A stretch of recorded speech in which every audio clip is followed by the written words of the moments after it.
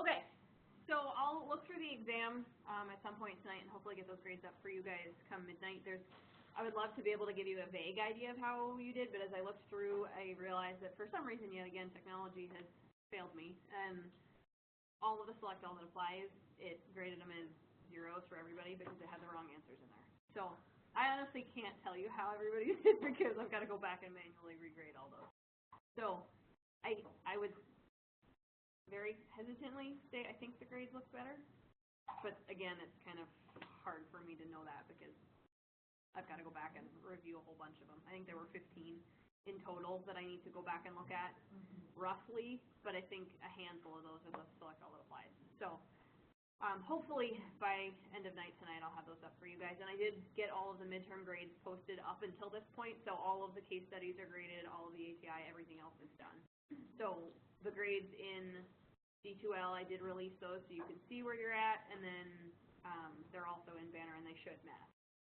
I didn't round at the moment, I just kind of kept things right as they are.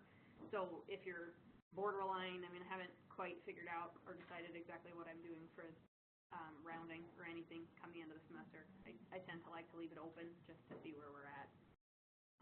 But in any case, that's kind of where everything is as far as the exam goes. We're going to finish off for your next exam. It'll start with the care of the newborn with respiratory distress. It will start there even though it's not peds, and then it'll just jump from there into whatever we cover. There is a quiz this week, but it's the only thing due for next week. Yay! I did want to touch base really quick when it comes to the Peds Health Promotion Project. I think we should have time, given that the last day of class is your final exam, to have you guys actually present them. So if you're distance, you should be able to do it through the camera. We can kind of just bring it up to the screen so you don't have to come down here.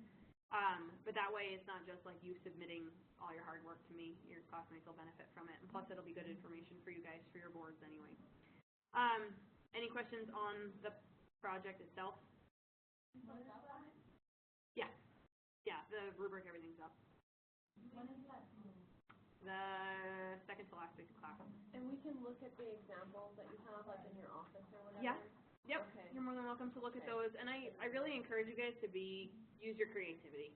You know, I could probably post a couple of different links. Last semester, a handful of students did YouTube videos that came out great. Okay, so it doesn't have to be a solid thing. No, yeah, absolutely. I had a couple of people that made like cartoon things. There's a couple of different free websites that you can use to create like little cartoon videos and things like that. That would be completely fine if you think that's going to draw attention to it. Could you make your own video like with your own kids? Yeah, absolutely. I mean, I'm leaving it very open. Be creative. Please don't make me 16 trifold pamphlets. Yeah, you get to pick it. It's kind of like the same idea where I want you to look into something that is interesting to you. So anything in pediatrics, it's got to be tapered and tailored to a pediatric population that you choose. So an age range, which is what we're going to cover this week and next week. There's a small paper that gets attached to it where you explain to me developmental milestones and things like that and how you adjusted and tapered your project to match so that I'm not trying to guess who this is supposed to be targeted for. You know, a lot of people pick adolescents because they think it's easy, but it makes it really hard because now you've got to figure out how to explain how you adjusted what you've built to be appealing to an adolescent, not an adult, even though the wording can be more elevated than if you're teaching a 4-year-old. It's going to be very different, but I leave it up to you guys. I want you to get creative. I want you to find a topic that's appealing to you, and it's got to be something that's health promotion. So something that is going to help them with their health, whether it's teaching about wound care or brushing their teeth or bicycle safety or STD prevention or, I mean, anything that you can possibly think of, as long as it's a content area that's either covered in your text or that we talk about at some point, it's appropriate to use. So I kind of give you guys free rein. Okay? Alrighty, so when we talk about newborns with respiratory distress, these are going to be kids that either come out in distress or progress into a state where they're in respiratory distress. Respiratory distress syndrome in a newborn, by definition, is caused by a lack of surfactant and or immature lungs. Immature lungs, by definition, have a lack of surfactant, but it can also be that you have a full-term baby that's an infant of a diabetic mom who doesn't have adequate surfactant production because of all of the elevated insulin that they've been producing. It counteracts that surfactant production as they're developing, and that's why they're at risk for increased respiratory distress when they're born. The other term that you'll hear it referred to as is hyaline membrane disease. That's more for your reference in case it comes up in a question and it's worded differently. They're one and the same. Hyaline membrane disease is just an older term for it. Something you're more apt to hear a physician say down the line when you're interacting with them. What happens is with that lack of surfactant and those immature lung development is you end up with alveoli that can't open. They basically get stuck together because they don't have that soapy substance helping them to slip and slide against each other, right? And so as a result, if the alveoli can't open, now you end up with a kid that's hypoxemic, so because they're not getting oxygen across that membrane. They're hypercapnic, which means they have a high level of CO2. That's the other term for that. So hypercapnic or hypercarbic are the two terms that you'll see used to describe that, because they can't get the CO2 from their blood across that membrane because, again, it's stuck together and closed. And as a result, they end up with respiratory acidosis. That's the ultimate end product. Or you can end up with a membrane that forms inside the alveoli itself that impair oxygen exchange, but you don't really see that often. Sometimes it's more like a scarring, like as those alveolar sacs are trying to open up, they're tearing against each other and creating scar tissue, which again, down the road makes it that much harder for them to improve. Signs and symptoms that we see, they're going to be tachypnic. They're going to be working really hard to breathe. That dyspnea that we see, usually you're seeing the big sighs, that almost like an agonal breathing. If they're not tachypnic, it's usually a worse sign if they're dyspnic. Retractions are going to be a big component of that. That grunting with expirations that we talked about last week, where they're basically trying to create pressure in their lungs to pop those sacs open. Nasal flaring, so just like animals, humans, when they're working really hard to breathe, will flare their nostrils to try to pull in more oxygen. Intercostal retractions, you see those much more readily on babies than you do on adults because their skin is thinner, their muscle tissue is thinner, they have less adipose tissue. So you actually see them using the spaces in between the ribs to try to pull and change the pressures within those lungs. And then cyanosis. Obviously, if their oxygenation has gotten bad enough, they're going to be cyanotic centrally. Where do we assess most in order to determine if a baby is centrally cyanotic? We talked about it a little bit last week. No? So if it's central, it's mouth. If their tongue is pink, they're perfusing. If their tongue is pink, their brain is pink. Kind of a nice way to remember it. And that's universal regardless of skin color. Medically, some of the things that we can do, corticosteroids, ideally we're getting those into mom prenatally if they're preterm. We can give steroids postnatally, but it's more to reduce inflammation from things like prolonged intubations. A transfer to the NICU for sure. Surfactant therapy, so we can actually put an endotracheal tube, a breathing tube, down into their airway and administer artificial surfactant. There's a couple of different companies that make it nowadays, and it looks like soap. Like you have to draw it up with an 18-gauge needle because it's super, super thick out of the bottle. It's got to be warmed, and then you basically squirt it down their breathing tube and bag it in. They don't appreciate it so much at first because it kind of feels like they're drowning, so they tend to drop their heart rate and their oxygen, and then once it starts to get absorbed, it's like a light switch. I mean, these are the kids that are satting 40, and all of a sudden it's absorbed, and they're at 100% on 21% oxygen. I mean, it's pretty impressive when you get to watch it administered. If they don't necessarily need surfactant, we can give them just simple oxygen from a cannula. We can do CPAP, which basically creates a continuous small amount of pressure to help them keep those alveolar sacs just slightly distended so they're not getting stuck together. And then if we need to, we can put them on the ventilator. But ideally, we'd rather not do that. Nursing interventions at delivery, CPR if it's indicated. Babies, we always do airway first. You know how in BLS they teach you cardiac first now, right? In adults, you always jump to compressions. You don't worry so much about airway because if their heart's not beating, they're not circulating any blood. In babies, it's the complete opposite. It is still always airway because babies their hearts don't stop because of cardiac reasons unless they've got an underlying major cardiac defect. Their heart stops because they're not breathing. If you get them breathing, their heart comes back. So airway is your primary. That's usually what you go for on your first assessment of a baby that's completely apneic and not breathing. Or supporting that airway, giving them oxygen. Administering medications and fluids. A lot of times these kiddos end up with IVs because they can't eat because they're breathing too quickly. If any of you guys have tried to chug a glass of water after running on the treadmill, what happens?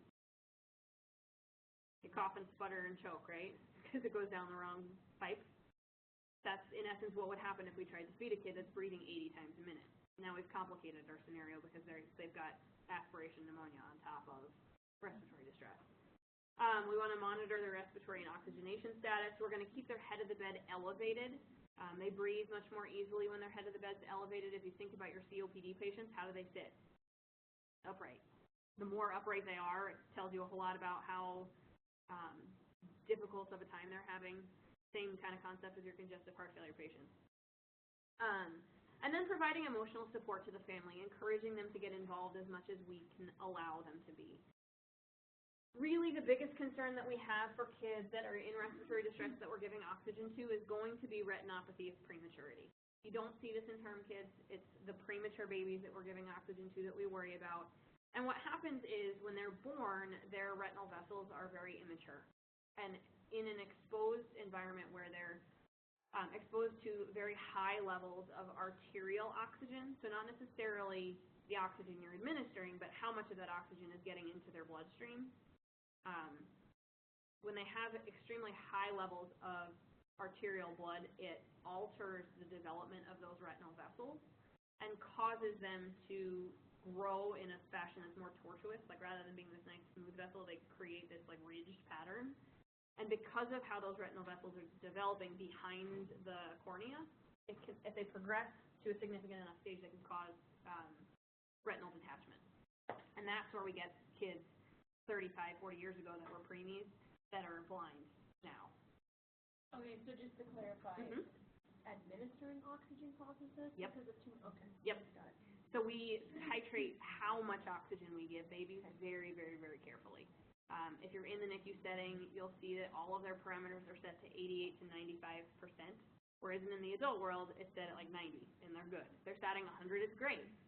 In babies, if they're on supplemental oxygen and they're statting 100, it can be very dangerous because what happens is when you look at the curve on a pulse oximeter, 95 to 100% when you compare it to what the oxygenation actually is in their blood, is pretty variable. It might be that 97% of their blood is saturated with oxygen and their partial pressures of oxygen in their blood are appropriate, but it might also be that they've got 300%, and you don't know because the pulse oximeter is not great at picking up that deviation, and so that's why we keep that parameter down at 95, because we know that 95 is safe. So that's where those numbers come from. Unfortunately, oxygen therapy is a requirement. I mean, these kids, a stat of 40 is not going to be good for their brain development, but a stat of 100 isn't going to be good for them either. So we've got to kind of find that happy medium. And then educate families about the potential for retinopathy of prematurity. These kids get screened before they go home. They follow up with ophthalmology afterwards to make sure that everything is going okay and it isn't progressing to the point where they would need surgery to save their vision to prevent that retina from detaching.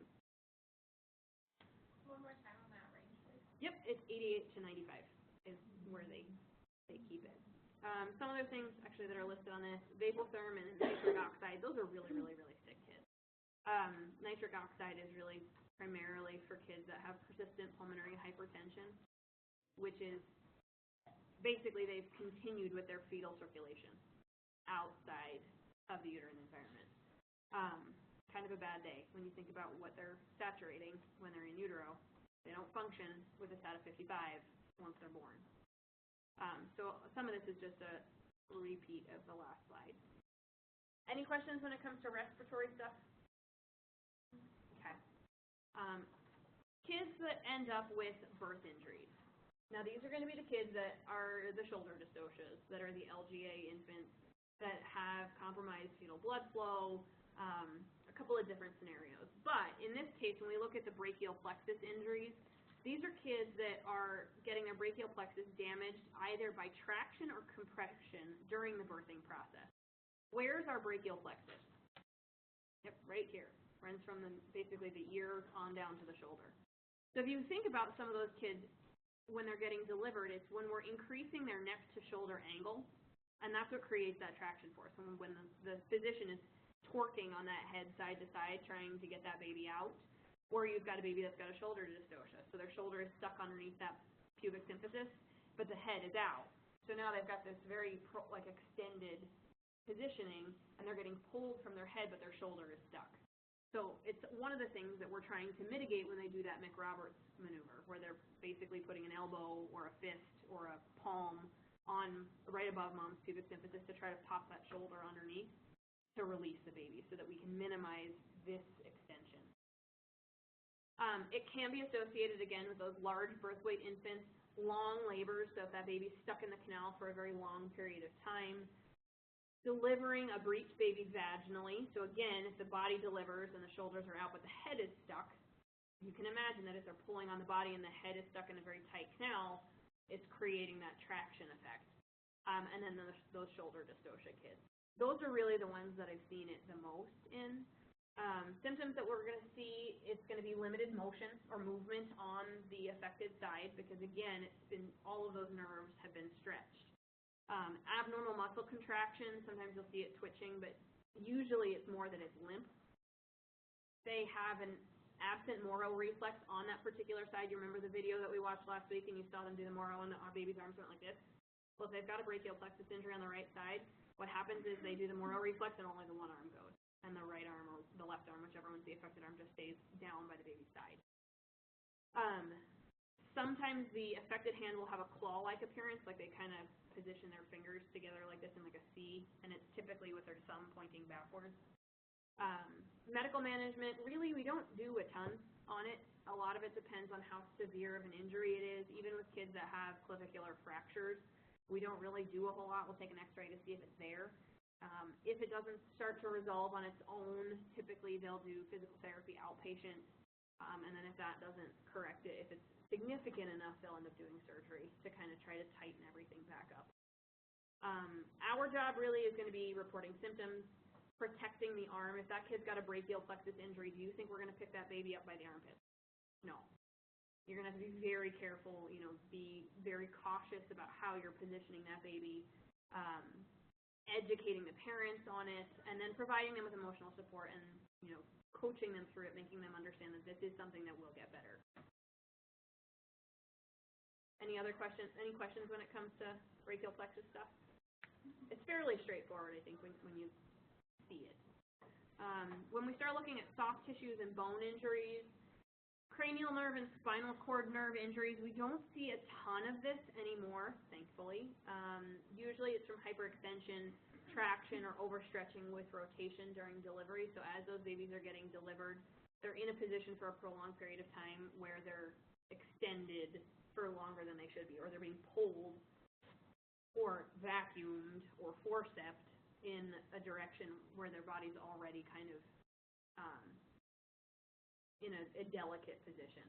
Usually there's temporary sensory and motor loss to that particular area, and it can extend to as severe or significant of a situation as a cord transection. So basically like an internal decapitation, like the cord stretches and tears internally without any external visual to match it. It's one of the reasons we don't like to deliver baby's breech, because that's one of the risk factors when it comes to a vaginal breech delivery, because as the uterus contracts down, it contracts down on baby's neck after the body's been kicked out, because that's how it would have spit the rest of the body out if it was baby's head that was out, contracts down on the body and pushes it out. Well, now we've got it reversed. It contracts down, it hits the neck of the baby, the head stuck inside the uterus, the body's out. And there's no way to know that that's going on aside from continuing with the delivery and the baby not moving and coming out further. Spinal cord injuries, sometimes that will result in a stillborn or a very rapid neonatal death thereafter, because if the spinal cord is not connected, you can imagine that nothing else is going to function. But again, I will tell you in the 10 years that I've done this, I've never seen one, thankfully, knock on wood. I don't want to jinx myself. Fractures, again, the clavicle is the most frequently fractured bone that we see, and usually it's intentional. It's when you've got a kid that's got a shoulder dystocia, and the physician will reach in and snap it, and all it takes is some pressure, and they can pop that bone. Because it's basically the baby's stuck in one position, and so they've got a nice, good pressure counterpoint for it. Usually we see it in those macrosomic infants or kids with very broad shoulders. Again, we kind of see the same thing that we do with a shoulder dystocia brachial plexus kid, is where you've got the affected arm not moving really well. Sometimes you can feel crepitus underneath the skin, right where the bone is broken. We'll do an x-ray of it. Healing, it usually happens on its own. It's what we call a green stick fracture. So if you think of a tree branch on a tree that's green, that's healthy, when it breaks, it splinters up, right? Well, in a green stick fracture, it's in essence the same thing. It splinters up, and then once the tension or the pressure is gone, it lays back down on itself and heals completely fine. And all you see is kind of this nice little white line on the x-ray. We usually try to keep the arm immobilized, so again, don't pick the kid up by the armpit. And then watching for a brachial plexus injury, because usually if we've broken a clavicle, it's been on purpose to resolve a dystocia. Does that all sort of make sense, kind of tie in together? Congenital anomalies, these are things that ideally we don't like to see, but sometimes we do. Spina bifida, this is that malformation of the spine, usually in that lumbosacral area, so the very bottom, kind of near their tailbone, where the posterior portion of the vertebrae fails to close. So in utero development, what's happening is as that neural tube is forming, it's forming in a folded manner. So it starts out like a plate, and as that plate continues to develop, it folds in on itself. And that's what creates the neural tube, or the spinal cord and column. And then the vertebral column builds around it. Well, if you have somebody that has a deficient volume of folate in their diet, or an excessive exposure to heat early on in pregnancy, that neural tube, rather than folding around and closing, starts to fold around, but it has an incomplete closure. And so that vertebral column, when it develops, doesn't actually develop in that one spot. So as the spinal cord is developing, it actually protrudes out through that one area that didn't close. That's what creates spina bifida. There's a couple of different kinds. Occulta basically means hidden. What happens in that situation is the vertebral arch still fails to close, but externally everything looks okay. Sometimes you'll see a dimple or a tuft of hair in your assessment. Neither of those is considered normal. It needs to be evaluated further to make sure they can see the base of the dimple. If it's a very deep dimple, usually what they'll do is they'll ultrasound it to make sure that there's no defect underneath there. Or if there's a tuft of hair there, it's also kind of a flag to say this should get looked at. Just because it's there doesn't necessarily mean that that baby has spina bifida, but it warrants further investigation. With a meningocele, this is where the meninges, or the actual the meninges themselves, are protruded through that vertebral column space, and they protrude through the skin. So it may be covered by the skin or a very thin membrane, but it's visible externally. So it looks like a bulge. Sometimes it'll look like a lump in that lumbosacral area if it's covered by skin. If it's got a thin membrane, sometimes you can actually see that there's fluid underneath there. With these kids, because it's just the meninges, there's not usually paralysis associated with it. It still requires surgical correction because we want to make sure that that area isn't going to be prone to injury. So we want to make sure that they go in and basically resolve that and create a closure so it can't protrude through. But with a meningocele, there's no actual spinal cord material in the area that's protruded, which is why we have no paralysis. They have complete functionality, they have complete mobility, and it's not something that usually has long-term consequences. With a meningomyelocele, This is more what people think of when they think of a true spina bifida situation. And this is where they've got meninges and spinal cord material protruding through that vertebral space. Where the defect happens on the spinal cord directly correlates to the degree of paralysis that we see. So the higher up it is, the more detrimental it is long term. And the lower down it is, they might still have bladder function as far as control goes. They might still have the ability to control their bowels. Some of them maintain a small chance of mobility and not necessarily losing complete functionality of their legs. They're starting to do surgeries on meningomyelofibrosis in utero to improve the prognosis for these kids. It's kind of crazy. There aren't very many hospitals nationwide that do that. I want to say there's like 4 or 5 of them. A pretty high-risk surgery, you can imagine. So you want somebody who's good at what they're doing. In the situation with a meningomyelofibrosis, there's a couple of things that are very important for nursing to be aware of pre-op.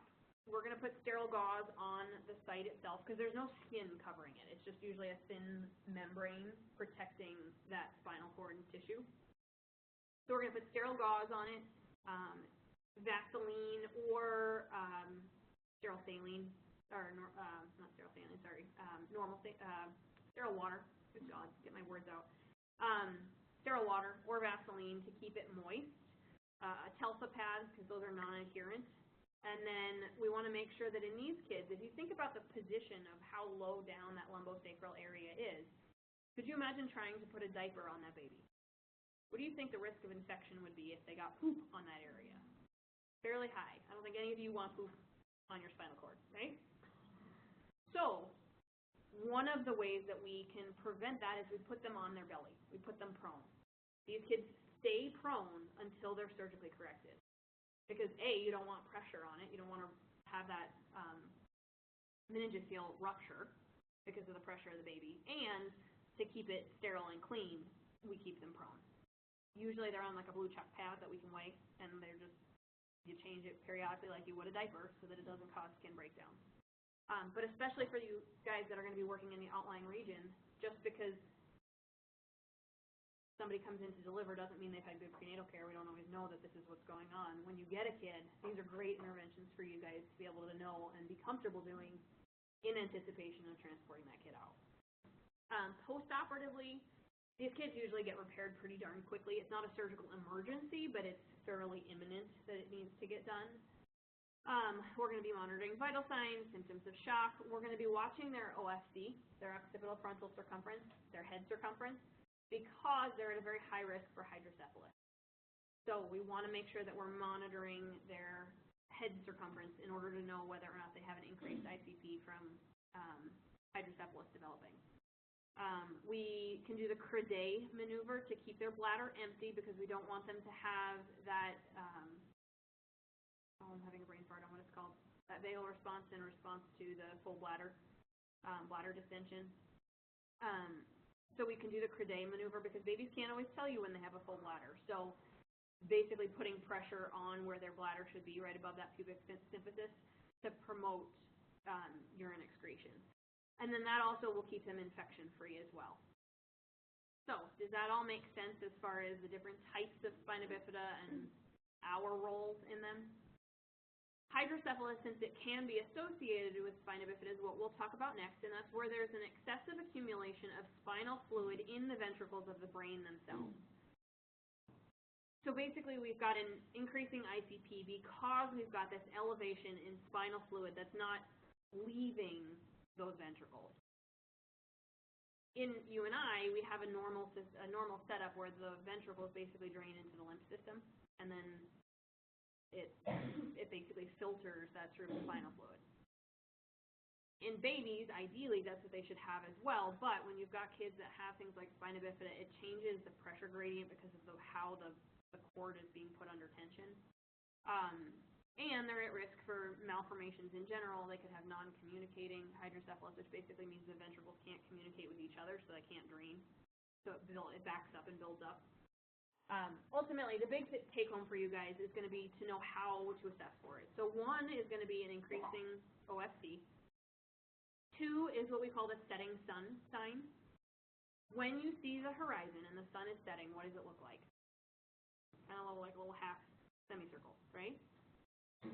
When I look at all of you guys, you've got nice round pupils and irises in the middle of your eye.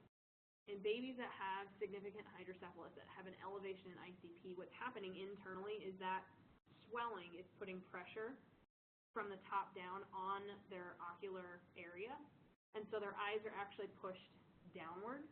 And so what you see is, if you think about the bottom edge of your eye, if your iris got pushed down because you're getting back pressure from all of that fluid buildup, it's pushing your eyes down, and now that iris and looks like a setting sun. Does that make sense? They'll have an enlarged head, bulging fontanelles. You can actually palpate them, and if they feel full or buoyant, that's kind of one of your good signs for it. We can see it independent of kids that have spina bifida. It can be a defect in and of itself, but the most often when we see it, it's associated with spina bifida. Developmental dysplasia of the hip. This one is where, so in fetal development, in people, in human development, you have your femoral head and your hip, right? Your hip socket is a nice curved area, and your femoral head is a ball, right? That ball is supposed to sit in that hip socket.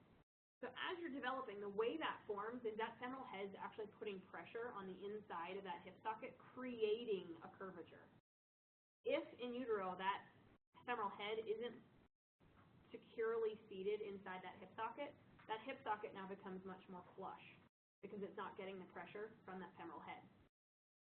In kids that have developmental dysplasia of the hip, it can be caused by 2 different things. Either it can be genetic, and so it has to do with their in utero development and their genetics, and that head just doesn't seat as tightly as it should, or it can be positional. What fetal position would cause that femoral head to not sit in that hip socket? Yeah, if they're breech. If you think about it, if their legs are up by their ears, where do you think that femoral head has now been pulled? Out of that hip socket. It's the reason you and I can't sit here with our legs up by our ears, because that femoral head is nice and tightly seated inside that hip socket. Our tendons and ligaments have secured it there. So in kids that are very significantly breech, it's one of the things that we monitor for, especially. After they've been delivered, things that we see, limited abduction of the hip because they can't pull them in together. Because if the femoral head is not able to sit nice and securely inside that hip socket, because now it's much more flush, it's going to grind on a much more square piece of material rather than being able to rotate nicely inside, kind of like a ball joint. So they have limited abduction of the hip. They have the inability to pull them in. An asymmetry of gluteal folds. So if you stand a kid up and you look at them from the back, when they're standing with both feet on the ground, they should have an equal amount in the same general location of folds on their butt and their thighs. They should be in the same spot. In kids that have developmental dysplasia of the hip, usually one hip is worse than the other, and so they're kind of off kilter. And so one side will have more wrinkles and folds than the other. Kind of a very simple way for you guys to look at it. A positive Barlow and Ortolani test, that's one where physicians usually do it, but we need to learn about it. They basically put the baby supine and they grab their hips and push on their knees. So they have them at like a 90, their hip and knee joint. So they have them lying on their back and their knees are up in the air like a tabletop. And so they'll grab their knee and they'll grab the back of their hip and they'll push on their knee. And in kids that have developmental dysplasia, again, that hip is not tightly secured into the socket, and so it'll pop because it pops out of the socket. And when they the other one that they'll do, and this is part of that Barlow and Ortolani, is they'll grab the knee and hip in that same position and they'll rotate it around, basically trying to get it to do this effect inside that ball joint. And if the ball joint's normal, it just does this nice rotation. Well, if they've got that much more flush hip socket and they go to do that, it clicks and pops as it's rubbing on that joint. It hurts the baby. Yeah, they don't usually love this. Okay, yeah. I mean, it doesn't do permanent damage, but they're not usually very happy about the procedure. if you have a kid that's got developmental dysplasia of the hip, one of the things that they do is they'll put them in what's called a Pavlik harness, which basically puts them in this tabletop position, and it puts that femoral head against the hip socket to try to create that pressure to create that cup. Because just because they're born doesn't mean that development has stopped. So if we can get them in a Pavlik harness, it will maintain hip flexion. It causes some traction in order to keep everything where it's supposed to go. The hard part is they are supposed to stay in a Pavlik harness day in and day out for 6 months in order to promote this. If they're not kept in a Pavlik harness that strictly, I mean, we're talking not taking it off for diaper changes. They're supposed to be in it for an extended period of time, consistently, continuously, because it's that constant pressure that creates that development. We oftentimes will tell parents to have more than one, so that if they get poop on one or puke on one, they can take it off, wash it, and put another one on at the same time, so they're not waiting for the load to finish. You want them in it that strictly, because if they're not, and that constant femoral pressure doesn't exist, 6 months down the road, if it's still not better, now the only answer is a spica cast. They basically go in and surgically put that femoral head where it's supposed to be, and now they cast that baby in the exact same position, and that cast goes from hip to toe for months to try to keep them there. You can imagine skin breakdown becomes a concern in those kind of kids. The delayed development because they aren't able to learn to sit up, they aren't able to learn to walk. I mean, there's a lot that goes into it. So ideally, if we can get them in a Pavlik harness early enough and consistently enough, the hope is that we'll avoid surgery down the road. Kids with a club foot, we see this actually a fair amount, and there's a couple of different kinds. It can be positional, so if you've got kids that don't have enough fluid in utero, or multiples that don't have a whole lot of room in there. If their foot is in a position in utero where they don't have a whole lot of ability to move it around and stretch it, sometimes they'll come out with what's called a positional club foot, and usually it's stretching and physical therapy is all it takes to make that better and to make it go away. Exercise, and then if it's significant enough, they'll cast it. They'll actually do a progressive casting to try to rotate that foot back to where it should be as the baby's developing. Ideally before the bones ossify, because once they ossify, now we've got to break them to correct it. So again, it's one of those things that we want to make sure we're getting early acknowledgement and recognition of this stuff so that it can be treated before it becomes a bigger issue. Any questions on that stuff? Choanal atresia is where, so the choanal passages are the passages at the very back of your nasal passages, basically what connects that nasopharyngeal airway. When you have choanal atresia, what happens is there's an actual blockage in that passage. It can be bone, it could be webbing of tissue, it just sort of depends. But these are also the kids that you have to pick them up early. These are the kids that get detected before they go home, ideally. Typically, these are your kids that at rest are cyanotic, because babies are what when it comes to breathing? Where do they breathe out of? Their nose. They're obligate nose breathers, right? So if they're obligate nose breathers and they're happy and they're calm and they're content, what did we learn about last week that happens with these kids? That even if their nose is completely blocked, will they breathe? No. So if you've got a kid that's happy and quiet and calm, and they've got a choanal atresia, which is a blockage in that nasopharyngeal passageway, they go blue because they're not breathing effectively, because their nose is blocked. When they're screaming, they pink up because their mouth is wide open. And they're screaming. And with every breath that they're screaming, they're inhaling. And so they're actually oxygenating when they're crying, and when they're resting, they're blue. Very counterintuitive to what you would think of with these kind of kids. So that's your big assessment component. Usually these are kids that when they're eating, they're snorting because as they're trying to breathe, because they've got a big old blockage in there and they can't breathe through their nose. You know, it's like when you've got a sinus infection and your whole head's blocked up and you're trying to eat. except for it's like that all the time for them. It's usually a minor surgical repair. Our ENT guy here does them, and they basically go in and drill out what's blocking it.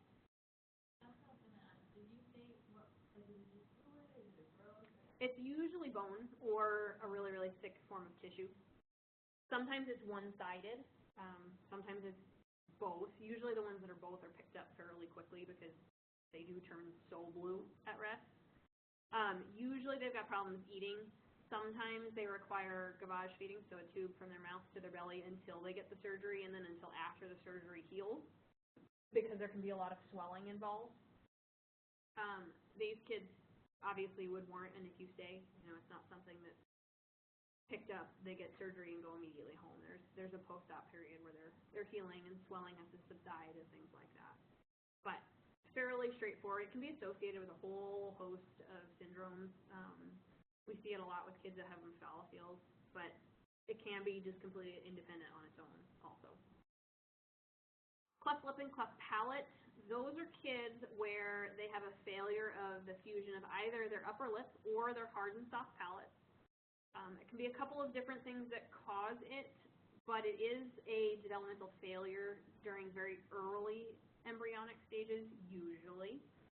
Sometimes it has to do with the positioning of their tongue. There's a syndrome called Pierre-Robin where basically they end up with a small jaw. That's the primary deformity that happens. So their jaw is short. It's inset further than it should be. Well, when you close your mouth, where's your tongue? Where's your tongue sit when your mouth is closed? On the top, right? So when your tongue is up on the top of your palate, that's actually what creates the arch of your palate. When you have kids that have micronathia or a small jaw, that jaw is inset. When it's set back further, now their tongue lifts up and it blocks that palate development. So it creates the gap because the tongue's in the way. The palate can't form closed completely because the tongue is blocking it. That's the most common form that we see. In a lot of underdeveloped countries, we see it more independently, not associated with that small jaw. It does tend to happen more frequently in boys than in girls. For some reason, they don't really know the official rationale behind that. Usually gets picked up because these kids are having trouble eating, they're choking, they're coughing up milk through their nose, they're drooling a ton. And usually with these kids, it's a staged repair. We can't repair their palate first, because if we do, what happens is it causes a peak as that palate continues to develop where that suture line is. So we need to allow for the palate to continue to grow with that gap in place. So they surgically repair their lip first, because then that will continue to grow appropriately. And then usually around a year-ish, sometimes 18 months, depending on the severity of it, is when they'll go back to do the palate repair, right around the time that babies are starting to talk, so that it doesn't impair speech development. Post-operatively, we keep them on their side. We don't want them on their back because we don't want that tongue falling back. Mouth care, especially after the lip surgery, the last thing you want to have develop is a crust on the incision, because that will actually cause scarring if you let blood and tissue and stuff sit there. So we do a lot of oral care, wiping it with sterile water, things like that. We want to prevent these kids from crying. That's really easy post-op, right? So pain management is a huge one in these kids, because when they're crying and their mouth is wide open and they're screaming, what do you think it's doing to the tension on those new sutures? It's pulling on them. So we want to keep them from crying as best we can, and then making sure we're monitoring them for swelling and bleeding. A lot of that's going to be by visual inspection. You want to make sure that you're really doing a thorough evaluation of those kids orally. Esophageal atresia, again, this is kind of that same general area. An esophageal atresia, basically anytime you see the word atresia, it means lack of or failure of. So with esophageal atresia, basically the esophagus never connects to the stomach in development. So you have a blind pouch. The esophagus goes down and doesn't empty into anything. These kids, again, it's going to be it's a nursing assessment. That's how this stuff gets picked up. And it's a kid that comes out after delivery, and they are just frothy. They are bubbling. You're suctioning them constantly, and they've got no reason. I mean, they just are constantly frothing at the mouth. Lots of copious oral secretions. They're drooling. Usually they've got some fairly large abdominal distension because usually when you see kids with esophageal atresia, there's a defect off of the trachea that connects to the stomach, and so every time they're breathing, they're filling their belly up too, so they're getting bloated. So they get abdominal distension. Sometimes when you go to feed them, they start coughing and choking. They get cyanotic because if there's nowhere for the food to go, it regurgitates up and goes back down into the trachea. So they're basically aspirating. That's why you're seeing this coughing, sputtering, cyanotic episode. Once it's been picked up, so ideally somebody says, wow, this isn't normal. They go to put down a NG tube, or they go to suction their belly out or something to that effect, and the catheter doesn't pass, it stops. Usually, I think the furthest I've seen them go is 8 centimeters. They just don't go as far as you would expect them to. So in these situations, we'll make the kid NPO, because obviously if there's nothing connecting their esophagus to their stomach, there's no point in feeding them. We'll elevate the head of their bed, because if they're flat, now any of the secretions that are sitting in the bottom of that esophagus are going to burble back up and into their trachea, so at risk for aspiration. They're going to end up with an IV with hydration and fluids and nutrition that way until we can get them to the OR. We want to make sure, absolutely for sure, that we have oxygen and suction equipment readily available, because if that kid starts to cough and sputter, you have to suction them out. You need to clear that airway. And then eventually we get them to the OR, and the OR usually consists of a G-tube temporarily, and it depends on how significant of a defect, but sometimes they can stretch the esophagus and the stomach to meet, but oftentimes it's something that they have to allow to grow over time. So these are kids that sit in the NICU for an extensive period of time waiting for their esophagus to grow big enough to be able to reach the stomach, where you're not stretching it so far that you're at risk of tearing. I've also seen kids where they'll put a weighted NG tube down, basically, so it puts pressure on the bottom of that esophagus to sort of stretch it slowly over time. But they end up with replogal, so like an NG tube that's to low intermittent suction, constantly pulling out the secretions that are in that esophagus, because you can think about it. Think about how much oral secretions you have, and every time you swallowed, it didn't go anywhere. It wouldn't take very long for it to come back up. So these kids are very much at risk for significant oral aversions, especially if they're big defects. The esophageal one, is this noticed almost immediately? Well, you hope so. You hope so. I mean, most of the kids that I've seen it picked up on, it's within the first 12 hours, usually. Okay. You guys mentioned that during the development, pregnancy, that They don't know 100% on why it happens. There's some speculation it might be nutritional, but again, it's kind of one of those along the lines of most of our GI stuff that they don't really have a pinpoint answer on why it happens. There's also speculation it might have to do with an infarct at the time of development. So if mom's blood pressure was really high and it cut off, basically she was so hypertensive that the supply to the placenta was diminished during that period of time. Maybe that's why it doesn't develop. I mean, there's kind of a bunch of different theories on why. So that is where we end all of our maternal newborn content. All still very important, all still stuff you have to know. But we'll dive into pediatrics and kind of go from there. I'm hoping some of this pediatric stuff will be a review for you so that we can get into the developmental stuff today. I'm kind of hoping to get through about half of the lecture for this week, but we'll see. So by definition, pediatrics is a very specific branch of medicine that deals with kids, their development, specific diseases associated with kids, and then the treatment of these diseases, because it's going to be different than what you see in the adult world. In today's day and age, we've very much changed our approach so that it's more family-centered care. We want to make sure that the family as a whole is being taken care of, because what's in the best interest of your patient is that everybody's on board and everybody's involved in that care. We want to make sure parents are in the room. They're part of comforting the child, that they're educated, that they're aware, that they're involved. It can be a bit of a challenge at times, but it really is our our progression into improving outcomes, decreasing lengths of stay, minimizing readmissions. I'm sure you've heard a lot of that kind of stuff on the adult end of things, but this is sort of our way of improving it on the kid end of the spectrum. Early on in the 20th century, care really focused on illness and ways to treat illness, whereas today the emphasis is on health promotion. Again, hence where your project is stemming from. We're no longer just trying to treat illness, we're trying to prevent it from happening. We saw a lot of improvements in sanitation, antimicrobials, immunizations was a huge one. We improved prenatal care, so kids were coming out healthier from the start. We have, by doing all of this, we've allowed kids in general to have to conquer fewer obstacles in order to reach adulthood. Adulthood is no longer an accomplishment. It's something we expect for every baby that's born. Now we have focused our attentions into more of that health promotion and maintenance because we did such a good job with things like immunizations and antimicrobial, things like that.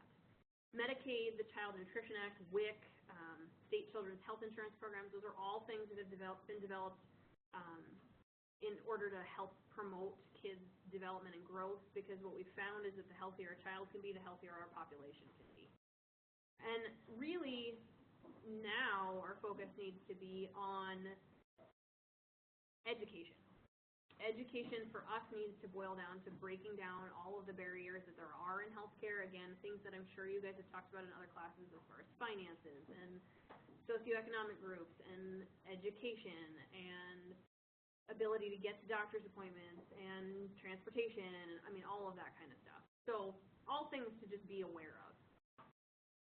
Infant mortality rates, by definition, are the number of infant deaths per 1,000 live births. Back in 1900, 200 out of every 1,000 babies born died in infancy. Infancy is usually defined as the first year of life. Now we're down, the most recent numbers I had was 2007, it was down to 6.77. There should be new ones coming out, especially with 2020 coming close. However, we continue to rank very poorly compared to our international cohort, other developed countries. We're not talking about comparing us to Ethiopia. We're talking about comparing us to Ireland, to the UK, to Britain, to Germany. Our numbers are way higher than these other countries. The leading causes when you look at infant mortality are going to be things like congenital malformations. So kids, once they're delivered, when they have malformations or defects that are incompatible with life or that are unable to be managed. Deformations, chromosomal abnormalities, preemies, low birth weight babies. Part of why our numbers are so poor is because we save far more than most other countries do. Our viability age is much lower. We'll try to save a 22 or a 23-weeker, where there are certain countries, like Ireland, I think, is one that doesn't. It just sort of depends on the healthcare approach. But that's definitely part of why our infant mortality rates are so high, is because we save kids that are going to have substantial comorbidities. Did you have a question? That was where I was going. You already answered. And then the other one that comes into play is SIDS. And we're going to talk a lot about SIDS. Understand that in the next 5 years, I bet you see the definition of SIDS change. They're trying to alter it quite a bit because a lot of places around the country, I would say the majority of places around the country, find it much easier to put SIDS on a death certificate for a child that's a year old or 6 months old or 3 weeks old than it is to put in suffocation because parent rolled over on them in their sleep because they were co-sleeping. But it's getting written off as SIDS.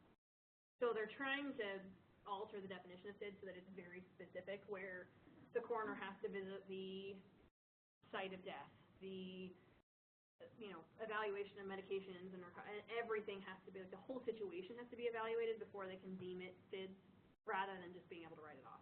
Because it makes it really hard to look at our prevention and our numbers and how we're improving if coroner's cases, which is what they all are being generalized as SIDS when there's a lot of other factors that go into it. Childhood mortality, now this is for kids that are over a year old up until 19 years of age. And the biggest leading cause for these kids is going to be unintentional injuries, accidents. So under a year, our biggest causes are going to be those congenital malformations. After that point, it's unintentional injuries. Homicide, cancers, and suicide are also things that we see, but they are still lower on the spectrum than accidents overall. Any questions on that stuff? Different healthcare settings that we're going to encounter kids in: clinics and offices, home care, hospice. There's a lot of specialty camps out nowadays for kids with asthma, for kids with cancer, for kids with hemophilia, for kids, there's a lot of them around the country, not necessarily in Montana per se, but there are a lot more than there used to be 20 years ago. Group therapy sessions, long-term care facilities, and then the hospital. We see kids in a ton of settings outside of the hospital setting, and in your guys' shoes, being LPNs, the hospital is probably the least likely situation for you to encounter them, unless you're going to be in the ER or in a rural setting. But if you're going to be working in Great Falls, most pediatric units don't hire LPNs, but that doesn't mean that you're not going to encounter them, and that's why this is such a large part of your curriculum. In a hospitalization setting, there's a couple of different stressors that are involved based on age range. So infants and toddlers, the major stressor that they're going to experience is going to be separation anxiety. Usually they start out angry that their family's leaving. This is the 2-year-old. And then they extend to crying, and then they get desperate, and they end up depressed. And these are kids that their parents are gone for extended periods of time. If a child has to get flown to Seattle and their parents can't go because mom's a single parent, she's got 3 other little kids at home and nobody else to watch them. Or, usually the presentation that you get with these kids is that they'll deny that they need their parents. And when the family does come to visit them, they are angry. So they are detached, they're disinterested, they don't really want to bond, they don't really want to spend time with them. The other thing that we see with infants and toddlers is they regress. So any milestones they might have achieved, now they take steps backwards because they're stressed. We see that even with pregnancies. So if a family member has, if a mom has a second child and their first child is 2.5, and they're potty trained and they're eating with a spoon and a fork, and then the second baby gets born, oftentimes potty training goes by the wayside, and they start flinging their food with their hands, and they can't be bothered to do any of that stuff because it's not getting them attention anymore. With preschoolers, so these are kids that are 3 to 5 years of age, they're going to be exhibiting separation anxiety still, but their major stressor is now going to be a lack of control. So our best opportunity with these kids is going to be to provide them choices. You don't ask them, do you want to get in the shower? It's, when you get out of the shower, do you want the blue towel or the red towel? Now the shower isn't an option, and they have to get in because they want the towel. So you find ways to be creative. They tend to be very afraid of body mutilation. They take very literal meanings of your words. So you've got to be very careful. So avoiding words like, I'm going to draw blood. Because to them, that means that you're going to draw it on the paper. When you come out with them with a needle, they're very confused on what's going on. Or that you are going to take their temperature. Because to them, that means that you're taking it away from them. It's not that you're just coming at them with a thermometer. So being very careful of how you phrase things. They have no concept of time, so asking them if you want it now or you want them, or if they want you to come back in 5 minutes, they're always going to say 5 minutes because they don't want it now. But they don't understand what 5 minutes means. They don't have that grasp. We encourage them to express their feelings through dramatic play, so dolls are very important at this point in time, demonstrating to them what's going to be going on the doll. And we still see regressive behaviors in this age range as well.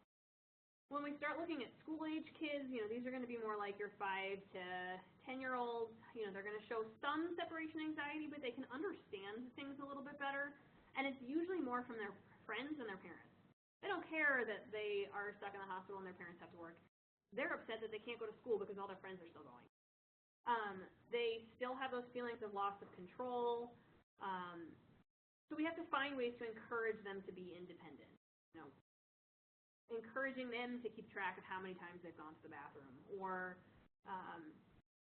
allowing them to go to the bathroom on their own. You don't have to be in there with them. Maintaining privacy is a big one for them. And then fear of death and permanent body disfigurement is a big one. So when they go into surgery, they're terrified that they're going to come out and not have a leg, even though what they're going in for is a tonsillectomy. You know, educating them on what's to be expected is very important. And this is where that family-centered concept comes in, because most people want to educate the parent, and they forget about the kid. But the kid is still your patient. And then adolescence. This one really boils down to their friends are the most important part of their life, and they just don't want to appear different. They tend to be very resistant to visitors, even their own friends, because they don't want them to be seen in that way. Compliance can be an issue, especially with chronic illnesses. These are the kids that when they're diagnosed with diabetes and you're trying to educate them on proper food choices, and their friends go to McDonald's, they don't necessarily want to pick the salad because everybody else is getting a cheeseburger and french fries. So encouraging them to express their feelings, providing them with choices, again, is going to be very important, although what kinds of choices obviously are going to be very different. And we're going to talk a ton more about this kind of stuff. This is just a very broad overview for you guys to get an idea. Managing stressors, and this boils down to every child, explaining every procedure with honesty. Do not tell a child that an IV is not going to hurt. Educating them just prior to the procedure, because the longer you give them to think about it, the more they're going to worry and the more they're going to stress. So don't give them a heads up hours in advance. You tell them 5 minutes beforehand. Making sure you explain rules and regulations and expectations very clearly. Again, alleviates fear of the unknown for them, and it gives them a very regimented idea of what to expect. Including parents in the care, encouraging the parents to stay with the child. If they can't, finding ways to make the kid feel like they're still there. Calling frequently. Just because they've got to go back to work doesn't mean they can't pick up the phone every 2 hours to just touch base with their kid. Leaving photographs, visiting when they can. The big one for us is going to be maintaining routines and rituals at home. You adapt your nursing care to fit the needs of that family. If that family bathes their child at noon every day, you bathe that child at noon every day, because that's what they expect. Even if your standards are that they get weighed and bathed at 4 in the morning, like every other hospitalized patient on the planet. Because you and I all shower at 4 in the morning, and that's exactly when you want to be getting up to get a bath, right? You're starting to see, as time has gone on, that they're incorporating a lot of this family-centered care into more of an adult practice, although it's very slow-going. Performing all invasive procedures in a treatment room. We try not to do it in that child's bed, in that child's room, because we want their hospital room to be a safe haven.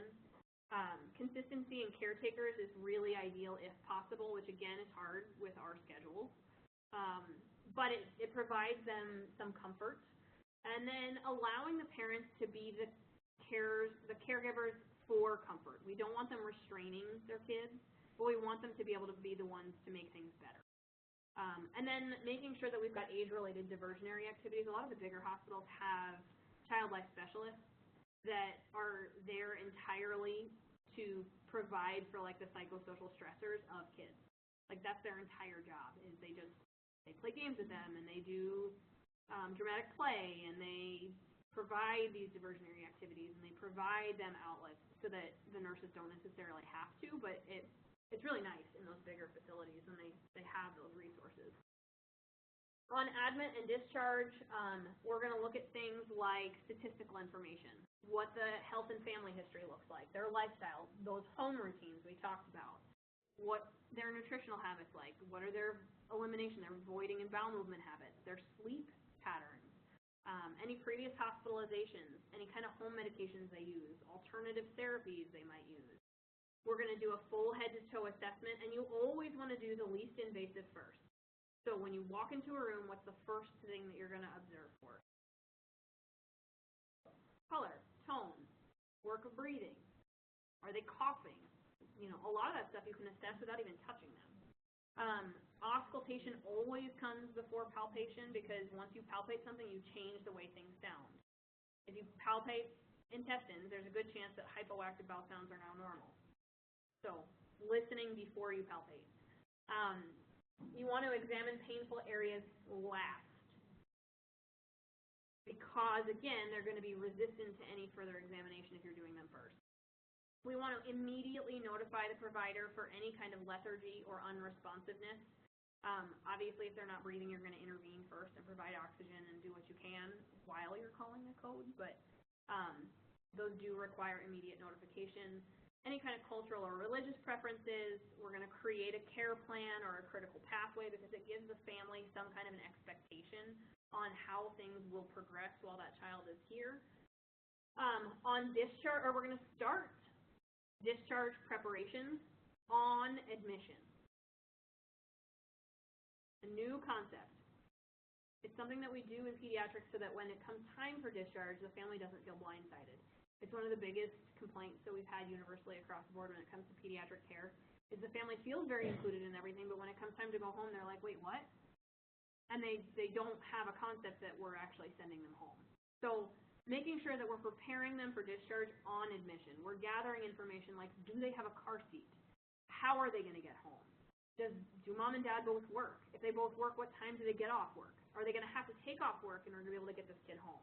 Things like that, so they can start to prepare well in advance. Home treatments and therapy should be introduced very gradually, but they need to be done during their stay. If they're going to go home on oxygen, we're going to introduce that during their stay so that the family can get comfortable managing it. So it's not, you're going home, an hour before you go home, home health is here to walk you through how your oxygen setup works, and then you're gone.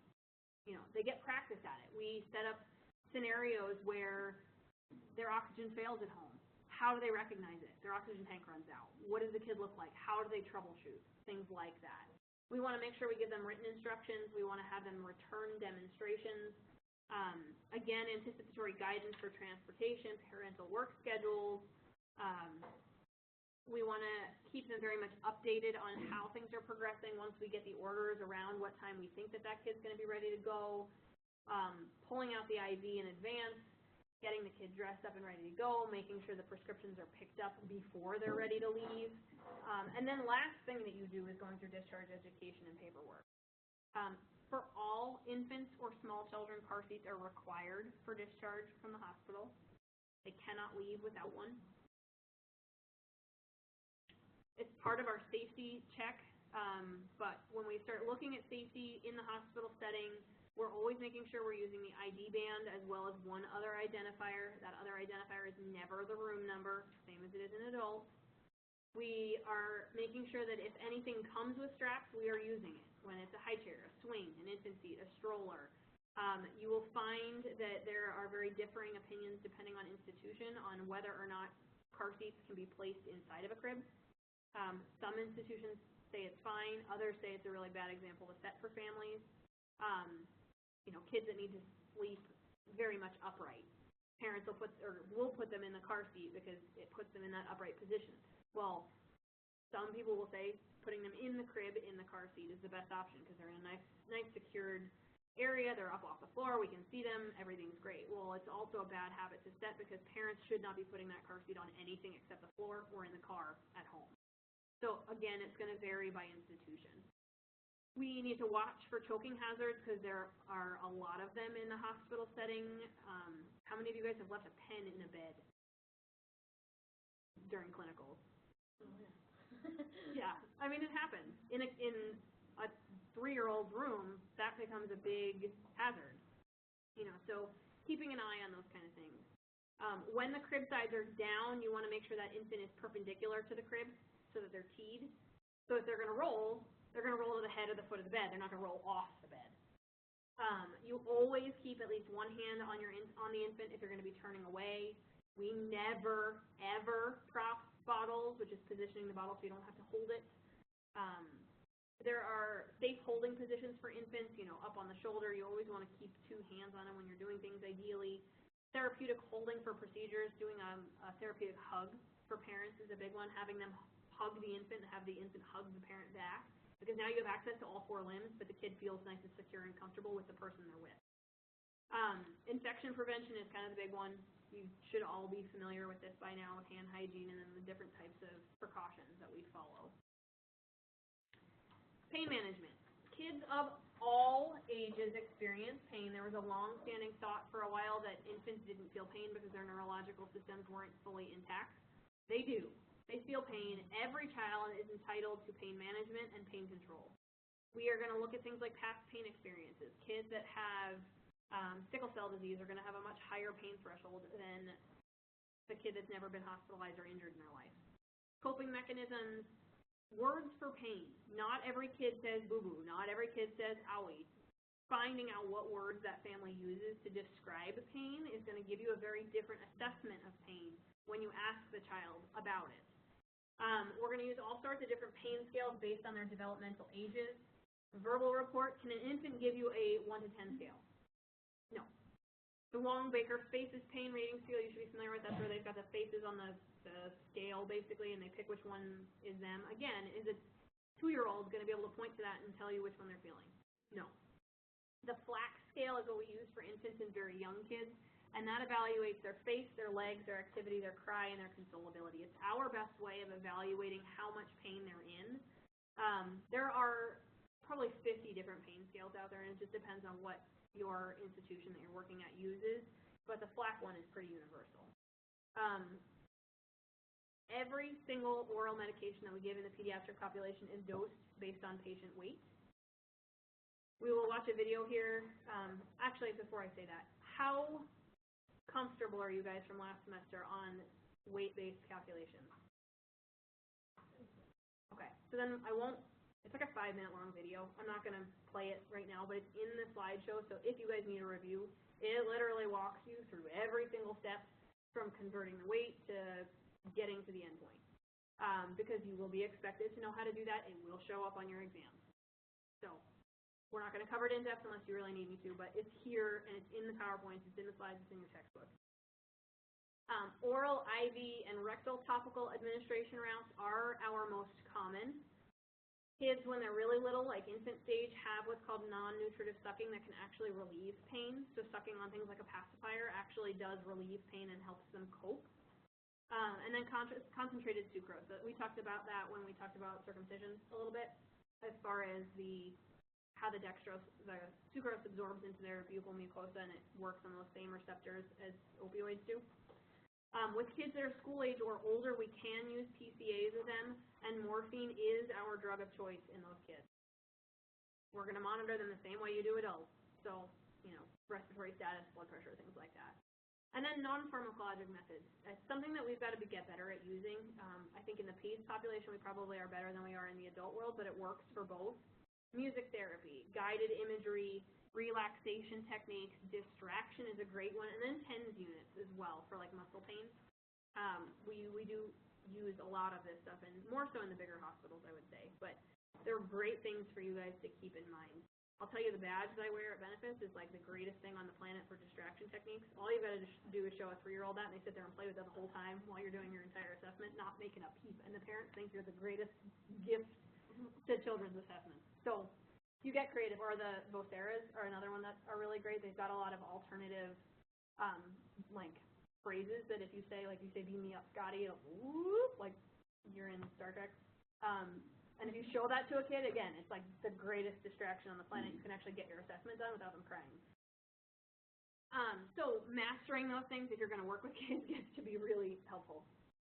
Specimen collections, a lot of these are going to be very similar to adults, but they do deviate. When we look at urine, if we're going to get a clean catch specimen, ideally we're going to have parents assisting their kids as much as possible to get them to void in a specimen container. Now, obviously, you're not going to try and tell a 14-month-old to pee in a cup, right? In those situations, we can put a sterile collection bag on, so you'll clean the site, cleansing the perineum, the tip of the penis, the urethra, and then putting the sterile bag on, and then that'll catch the urine. You'll take that off and send it for your sample. If we need to do a catheterization, these are for sterile samples. This says an 8 or a 10 French Foley, but really it's going to be completely dependent on the size of the kid. Obviously, you're not going to come at a 6-month-old with an 8 French Foley. We have catheters that go all the way down to a 3.5 French that I've used in the NICU, and I've actually used umbilical catheters like we use for IVs, basically, that are 1.9 Frenches that I've used for catheterizations if you have to. So you get creative. Ideally, you want to insert it under anesthesia after anesthesia has commenced, because that can be a pretty traumatizing experience. So we do try to to time it so that it's after they've been put to sleep if it's going to be for surgery. And then for a 24-hour collection, understanding that our anticipated output in a pediatric population is going to be somewhere between 0.5 and 2 milliliters per kilo per hour.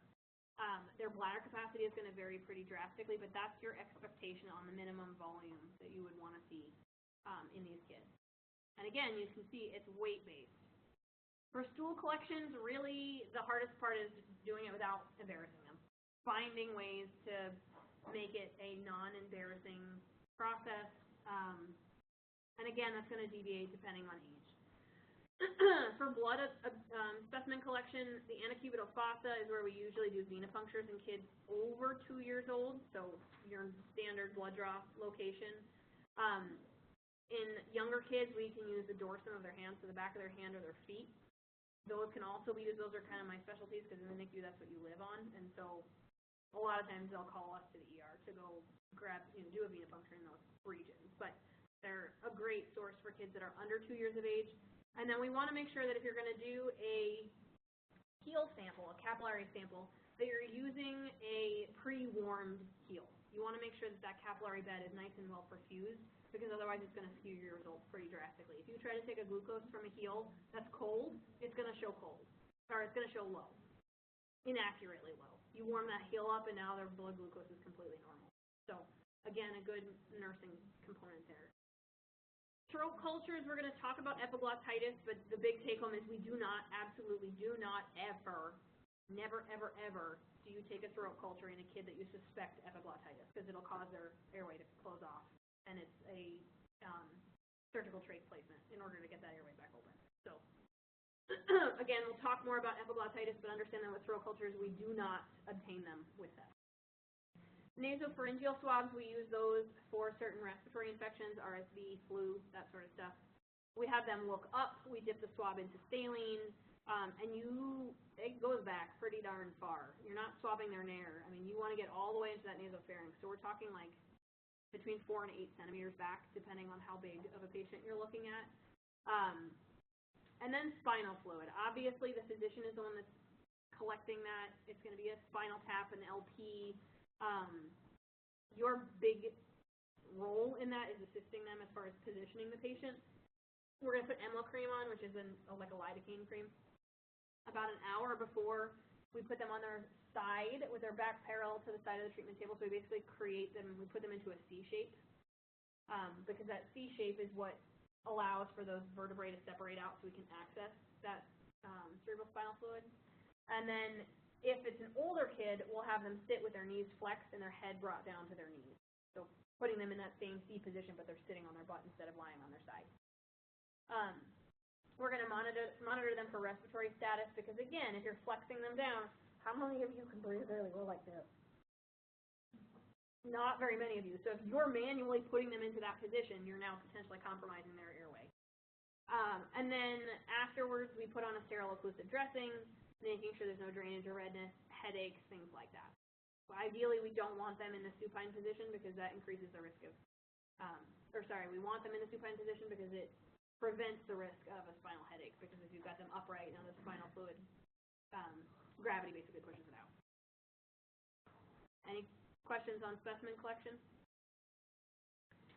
Medication precautions, they've got a much smaller body mass than we do. Neonates have that immature body system. They don't absorb, distribute, metabolize, or excrete drugs the same way adults do, and it's going to vary depending. So as a result, their reactions are much less predictable. Oftentimes, the dose is much smaller. It's in a much smaller volume than you guys are used to giving. So it's easy to mistake a error because it's still in a smaller volume than you're used to. You know, if you're used to giving 40 milligrams of potassium in a 60 milliliter syringe, and it came up in a 12 milliliter syringe, you might think, well, okay, it's a smaller dosage, it's probably fine, but it turns out it's actually 10 times the dose it should be, because it should be in like a 5 mil syringe or something. You know, so just making sure you're staying on top of it. We do a 2 RN check for any medication that's administered in a pediatric population. And if there's any question regarding dosage at all, we always check with another nurse first, usually your charge nurse, the physician who wrote the order, the pharmacist. I mean, don't hesitate to use your resources. Orally is our preferential route of administration because it's the least invasive, least traumatizing, but if they're puking, obviously that's not going to be an option. You never leave medications at the bedside because you don't know whether or not they've taken them or how much. And then again, not allowing parents to be the ones who are restraining the patient. They can be there for distractions and comfort, but they should not be actually holding them down. Orally, it can come up in a bunch of different forms. I am hoping a lot of this is a review for you guys. I'd rather not read through this whole slide. I'm fairly confident that Mrs. P covered this stuff last semester, right? Okay, so it's here. Review it. But, again, it should be a review. So this is that link I was telling you about, the YouTube link that walks you through medication calculations. There's also dosage calculation using body weight on the right-hand side if you're more of a concrete on paper learner. There's a whole bunch of different ways to do it. They're all there. They're all at your liberty. I don't care how you get to the answer as long as the answer's right. So review that, especially if you guys are unfamiliar, because I can promise you it will show up on your exam. When we look at nutrition, digestion, and elimination, Mickey buttons is basically the same thing as a G-tube. We'll do that for PO when PO feeding is not available. Gavage feedings, that's that orogastric or nasogastric tube. We verify placement before we start feeding. Sometimes you'll look at the pH and the color of the aspirate. You'd expect it to be somewhere between 3 and 5 because that's about the pH of the stomach. If they are showing any kinds of signs of respiratory distress when you started that feeding, you stop it immediately and pull that tube out. Because even if you've verified placement and you thought you knew where it was, God forbid you're feeding them into their lungs, that's a bad day. So the second any kind of signs of respiratory distress show up at all when you've got a feeding running, you stop that feeding, take the tube out. The head of the bed should always be elevated because that tube basically keeps that cardiac sphincter open a little bit, so the potential for regurgitation is much higher. Enemas, it's basically the same thing as it is for adults, except for how far we put it in. Usually it's somewhere between 1.5 and 2 inches, and you're going to instill it fairly slowly, but it's going to have the same consequences and results as it would in an adult. Ostomies, again, they're essentially the same as the adult ostomy care. So there for your refreshment. Trach care. Have you guys covered trach care much? You have? Okay. So then again, I won't read through the whole slide for you guys. I'll let you peruse it. A couple of things that are a little bit different with kids is that the suction catheter should be about half that of the tube diameter because you want them to still breathe around the suction catheter. You want to measure the length to pass it. You don't just do it until they cough because you'll damage their carina. So you want to make sure you're measuring it to be appropriate. You're not holding the suction for more than 5 seconds because, again, you're basically causing them to lose that recruitment of their alveoli if you do. And then you always want to make sure you've got gloves and eye protection on because the last thing you want is a patient to cough in your face. It's nasty. Take it from personal experience. We actually had a kid that had an HSV infection in his lungs, and he coughed on one of our RTs who wasn't wearing eye protection, which buys you a trip down to the ER for a whole host of labs because it's a bodily fluid contaminant. So, again, you guys can review through the trach care. Oxygen therapy, we have talked about this a fair amount already when we looked at that retinopathy of prematurity. It is a warm and moist oxygen supply because we want to make sure we're not drying out their nares. Well, what else likes warm and moist environments? Bacteria. So infection prevention, infection control is huge. We want to make sure we're regularly changing our oxygen supplies, that nothing's touching the floor, that we have good hand hygiene whenever we're touching it. Really, the goals of administration are going to be to decrease restlessness because when they are air hungry, they get restless. So if they're decreasing in their restlessness, it's because they're breathing more comfortably, improved breathing, vital signs, and color. And again, the special considerations are going to vary based on developmental age, but we did talk about kind of those ranges earlier on. In your text, it does go through the normal measurements and vital signs for each age range. I'm not a huge stickler unless when we get to the developmental stuff, it talks about what you would expect for growth and development in each age range. Weight is a big one for us, and it absolutely has to be recorded accurately on admission because that's what medications are dosed based off of. And head circumference is measured on every child on admission under 36 months of age, because again, that's our best indicator of brain growth and any kind of neurological defects because of the ability for it to swell accordingly. Growth and development. So we're going to spend a fair amount of time next week, pretty much all of next week, talking about this stuff. Growth, by definition, is the process that results in an increase in size. Development, when we look at it again, like we were talking about in utero, talks about the complexity of form or function. So how well does it perform at what it's doing? Growth happens in a very orderly manner in kids. It proceeds from very simple to much more complex. So we look at things like big growth. Growth spurts often happen, and then they're followed by plateaus as the body kind of levels out. Infancy and adolescence, the two ends of the spectrum, are our most rapid periods of growth. But throughout childhood, their metabolic rate is much higher than it is in adults. Our bone growth is our best indicator of biological age, which is why if you've seen any of those like CSI or Bones or any of those TV shows, they always look at the bones to tell you how old their dead person is, and it's because it's actually accurate. I mean, that is what we would use. Bones do begin as connective tissue in the fetus. They end up converting to cartilage, and then they eventually ossify. We measure kids against very set growth curves because, again, kids should grow at a certain set rate, and we start to look at percentiles for that. When we look at development, again, kids happen to develop in a very orderly fashion, and it's in two different directions: cephalocaudal, head to toe, proximodistal, inner to outer. So obviously, kids are going to gain neck and head control before they learn to sit up. They're going to learn to sit up before they learn to walk. You know, you can kind of see that head to toe progression. Maturation-wise, this is the total way in which a person grows and develops. It is very much determined by inheritance, but the timing of things may vary drastically by environment. If you've got somebody who is in a very poorly nutritional status, their maturation may very well be delayed. If you have somebody that's surrounded by 12 siblings that are all older than them, that certain elements of their maturational process may happen faster because they're trying to keep up.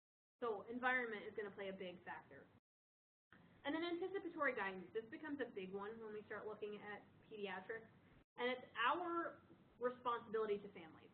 We want to educate them on what to predict, on how to prevent bad things from happening, as well as educating them that every kid's going to be different. Every kid is going to vary. So we take everything with a little bit of wiggle room.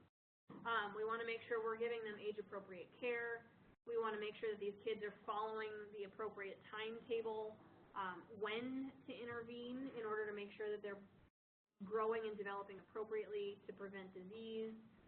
And then identifying parents that need more assistance, that need more education, that need more support, things like that.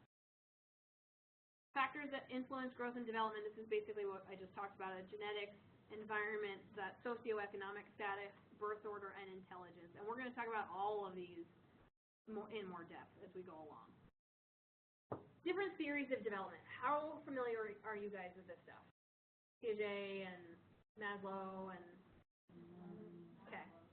We're going to talk a lot about this in each of the individual stages. So I'm not going to go into a ton of detail right now because, again, we're going to go into it more. But understand that Maslow's hierarchy is important, although developmentally we're not going to talk about it a ton. Psychosocial-wise, Erikson is kind of our big focus. He really was the one who looked at interrelationships between emotional and physical variables. So you can't meet physical milestones if you're not meeting emotional ones, basically. It's a 5-staged approach. Each of them has a major developmental conflict. So for him, it's going to be trust versus mistrust. There's always a versus in between his. It really helps us to understand why we see the behaviors that we do. And for him, really, love, approval, and praise are kind of his big sticking point. Kids need that in order to be able to grow appropriately, in order to be able to develop appropriately. Cognitively, we look at Piaget for this. Basically, kids are born with an inherent potential, but they have to be supported to be able to reach that potential. He basically says that there's 4 stages that kids have to go through: sensory, motor, pre-operational, concrete, and formal operations. And again, we're going to break down each of those as we go into the specific areas. And then moral stages. So this is Kohlberg. We don't see Kohlberg a ton, but there are basically 3 levels that he talks about: pre-conventional, conventional, and post-conventional. Pre-conventional is where kids basically follow rules because they're rules, and the higher authorities say so, so they're going to follow them. There's no rationale, there's no understanding, it's just yes or no because mom and dad say yes or no. Conventional is where they start to follow rules and regulations because they want to please people. You know, they want to get the good praise, they want to get the results that, you know, they're expecting, and so they do what's right because it'll get them rewards, not because they're doing what's right because it's what's right. And then when they get to the post-conventional stages, where they actually start to develop morality on their own. You know, they start to do what's right and wrong because they've established within themselves what's right and wrong. And again, we'll talk more about that as we cover each of them. So that's the end of last week's lecture. And I'm going to start, because it really does tie in, and we'll get as far as we get with this and then pick up next week. So this is where we start to look at that physical and psychosocial development of the infant and toddler. That's as far as we get. We're not even going to get to the toddler today. I'll be happy if we get through halfway through the infant. We're going to talk about nutrition and then common problems that we see in infants and toddlers. So by definition, infancy is from birth to a year of life. That's all we're looking at. This is all in just that first year of life. So growth and development. Again, growth is continuous. We're going to have these spurts and plateaus. But in infancy, our most common concern is going to be a sudden slowing in any aspect of development that's not typical for that age group. So if they're falling behind. Things that we're going to see that influence it: congenital factors, inherited or genetic disorders. We did just talk about a fair amount of those. Are they carriers? You know, diseases and disorders, genetically linked disorders, genetically related syndromes. I mean, we're not going to go into a ton of detail about each and every one of these, but understand that genetics does play a large role. In infancy, this is where we look at Erikson's trust versus mistrust stage. It's the very first stage that he talks about, and it's where these kids develop a sense of trust, and it's really their key to development of a healthy personality. It's the foundation on which every subsequent task is built, and mistrust, when it's developed, causes kids to regard the world with suspicion.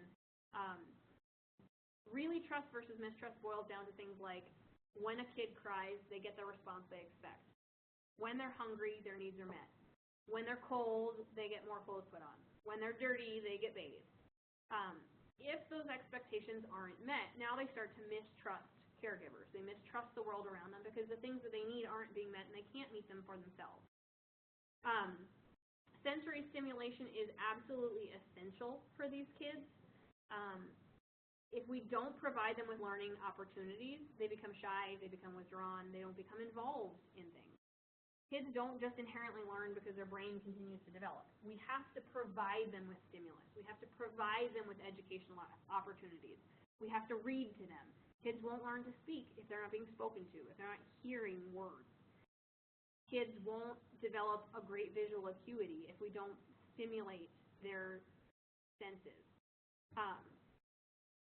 Physical patterns in this age can't be separated from social patterns. They don't understand doing things on purpose initially.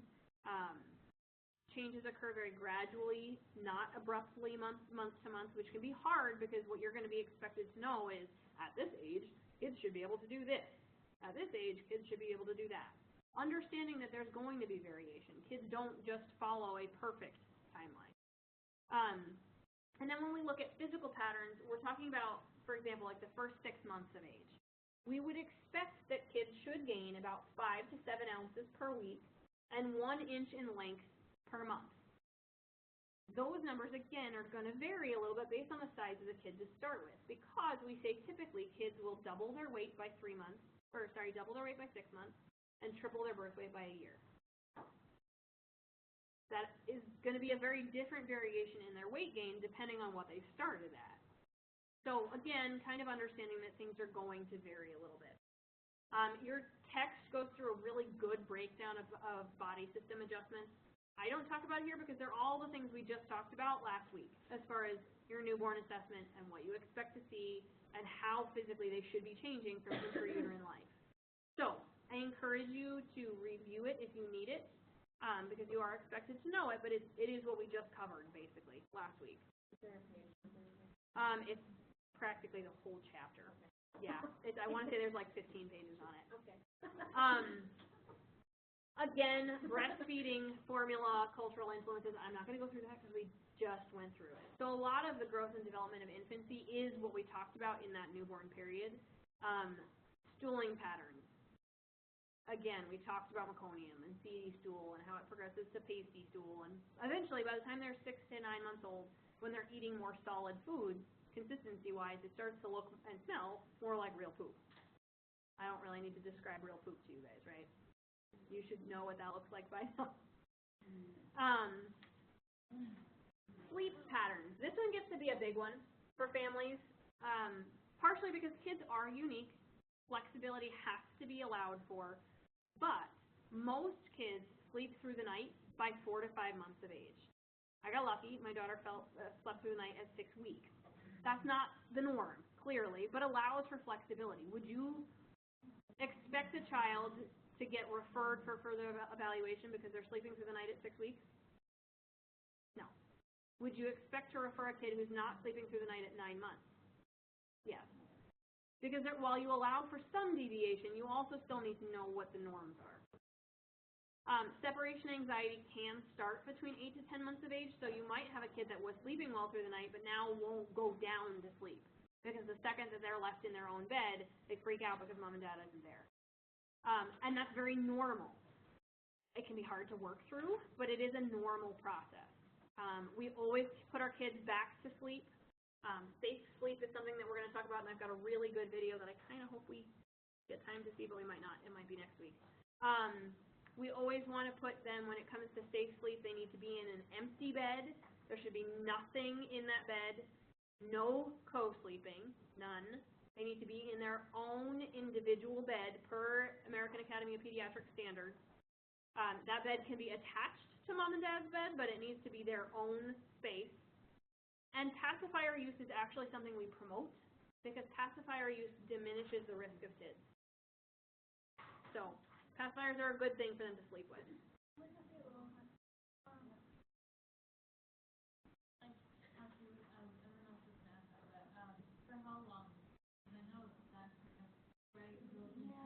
Yeah. It's a hard one. Usually the peak window of SIDS is the first 6 months. I know, but if it's for SIDS prevention, that's the peak incidence, and then after that, to taper it off. But it's kind of a hard one.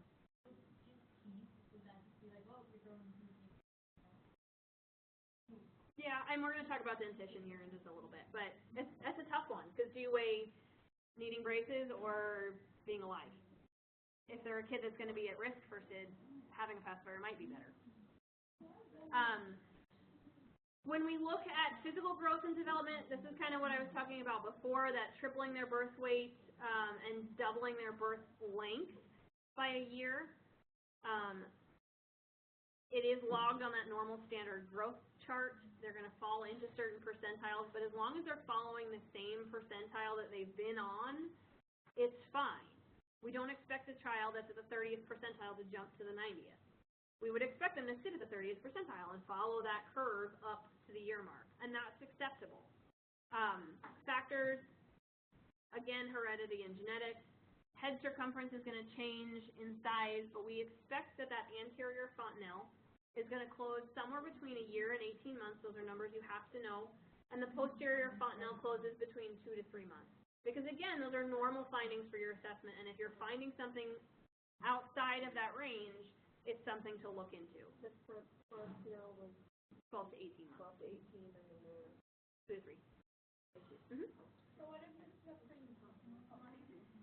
So when we look at preemies, we look at their adjusted age, which is built off of when they should have been born.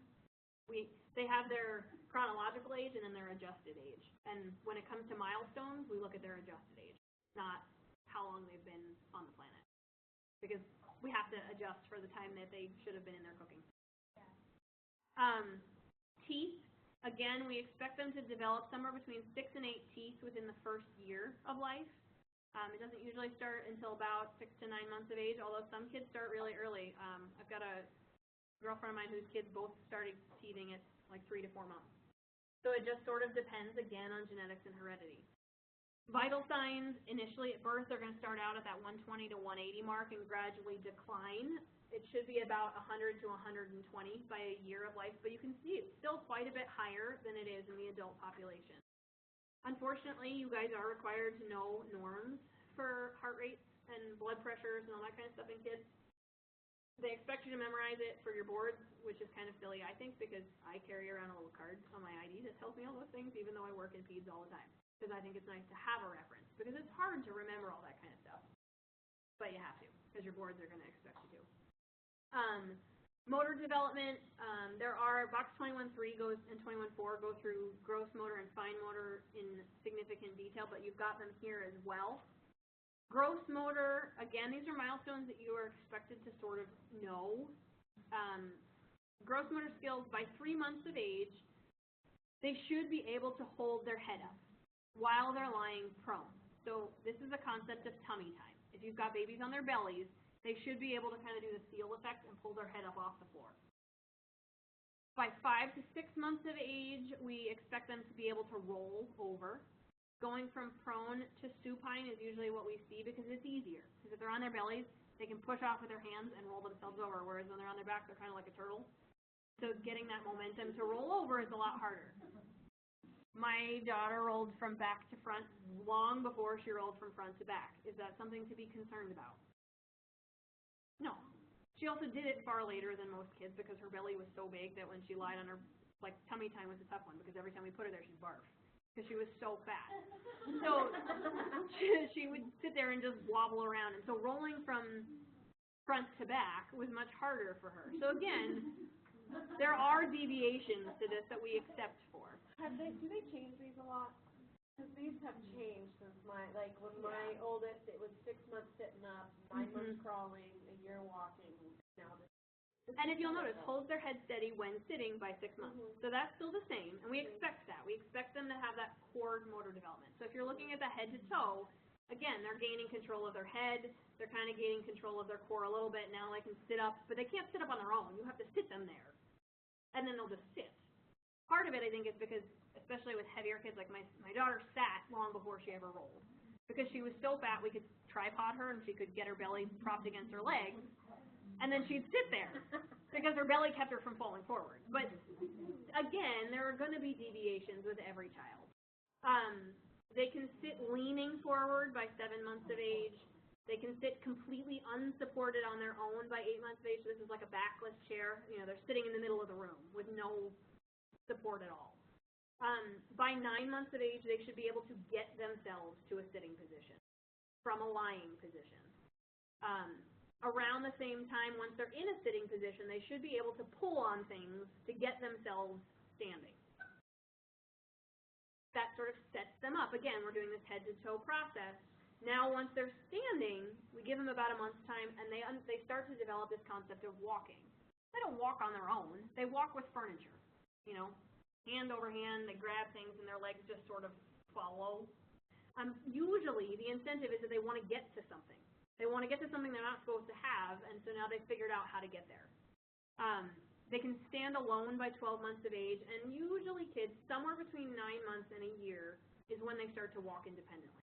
You can see that's a pretty wide range. If they're only pulling themselves up to stand by 9 months, do you expect them to be walking? No. Usually, when we're seeing them walking that early, it's because they've got an older sibling they're trying to keep up with. That's typically when we see it. But that doesn't mean that it can't happen sooner. When we look at fine motor, we're talking proximodistal. So the first thing that happens is they identify their hands and they start to bring them together. So they get this concept of like, ooh, look at these wiggly things that are kind of out in space and way far away, and I don't know what to do with them. But they notice that they're there and they can start to try to stumble, and they start to play with their hands and get a grasp of like what's around them. By 4 months of age, they can intentionally try to grab things like a rattle. Usually it's something that makes noise or some kind of a stimulus. So the first time they do it, it's accidental, and they bump into it, and it's like, whoa, that makes noise. Well, then they see it again, and they're like, well, I remember that made noise last time, and so they go to grab for it. And that's what creates the stimulus for them to start exploring their own environment. By 6 months of age, we start to see them transferring objects. So if they grab the rattle in one hand, they can bring it back to midline and take it with the other one and then rattle around with it. But you'll notice that their movements are still very disjointed. They're not, it's not a nice, smooth, let me grab this and hand it off. It's still like, let me grab this, and I'm trying to sort of bring it to my face and maybe get it with my other hand. By 9 months of age, they develop what's called prehension, which is the ability to pinch things. So they can pick up smaller items. Again, around that time, they can bang things together, which is wonderful, because now they can make noise and entertain themselves. And that's when they're sitting in the high chair and they're just banging plates and pots and things and just making a holy living racket, but keeping themselves slightly more entertained so that the mom or dad can get things done around the house. By 9 months as well, they're usually drinking from a sippy cup. We're not talking about a cup that's uncovered. They would still spill that everywhere. By 12 months of age, they should be able to nest 2 items together, so they should be able to take things that are of a similar shape and size and put one inside of the other. And they should be building about a 2-block tower, so stacking 1 block on top of the other. Now, when we talk about these milestones, if you have a child that's never introduced to blocks, do you think that they're going to meet that milestone by a year? No. So again, it requires the family to be involved. It requires the appropriate stimuli. It requires that stimulus to exist in order to develop the skill. Kids won't do that if they don't have the developmentally appropriate toys, things like that. So when we look at play, again, there are going to be certain objects that are more appropriate for certain age groups. And if you can understand those fine and gross motor skills, you won't have to memorize what toys are appropriate. You'll be able to decipher it based on what they can and can't play with. Toys at this age really should reinforce the concepts of cause and effect. If I shake this, it makes noise. If I push this button, it lights up. Object permanence is a big one as well. If I turn the page, the object goes away, but if I lift the page, it's still there. So I know it's still there even if I close the page. And then imitation. They like to start to learn what people are doing. It is amazing what they pick up, and it is amazing what you realize that you do when children start mimicking you. It can be a little scary at times, but ultimately, it boils down to understanding that the caregiver is going to be the most important toy. They don't care. You don't need to buy the most expensive items. Families don't need to go out and break the bank to be able to get toys. The most important thing for kids to play with is their family. Communication milestones, again, this is going to boil down to the importance of interaction and stimulation. At a month of age, the infant can focus on a person's face. So basically, their ocular muscles are strong enough that they can sort of hone in on a face that's familiar. They react better to faces that are familiar, but that doesn't mean that they freak out when their mom hands them to somebody else. 1-month-olds are really easy. You can pass them around to anybody. By 2 months of age, they start to smile on purpose. It's a social smile now. It's not just they have gas, because that's all it is for the first 2 months. Every time a gas bubble moves, they smile at you. I'll give you a whole new concept of holding kids now. And they can track objects up to 180 degrees. So again, that ocular muscle strength is starting to get better. They can actually track as you're moving objects across their entire spectrum. Again, by 2 months of age, they should be cooing. They should be laughing by about 2 to 4 months of age. By 3 months of age, they start to recognize familiar faces. So it's not just that they can focus, but they actually do recognize faces that they're seeing fairly frequently.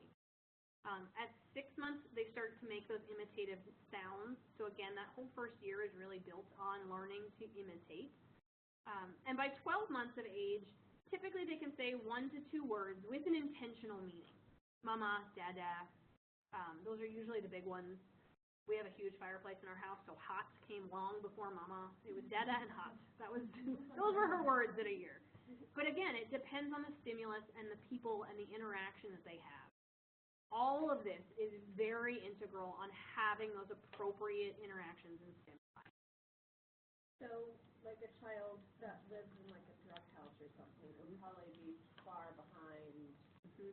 Yeah. And sometimes one of the ways that things like that get picked up are on a yearly, on their 6-month assessment or their 9-month assessment, or they're not meeting milestones, or they're coming to appointments late, or they're missing appointments, or again, that's why these are so important for you guys to be aware of, because they are the red flags that alert us that there might be something wrong at home. It might not be that they've got autism or a cognitive delay or any of these other things. It may be that they truly aren't getting the appropriate stimuli that they need. And so it becomes an important point for you guys to alert people to. It's not our job to fix it. It's not our job to decipher what's going wrong, but it is our job to alert somebody who can take those steps. So that's where we'll stop today, and we'll pick up on the cognitive development and stuff next week. Any questions?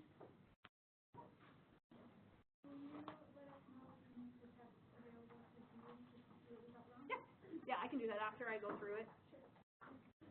I will forewarn you, there'll probably be a lengthy explanation of what the answers are for several of the questions, because clearly the technology was against me today.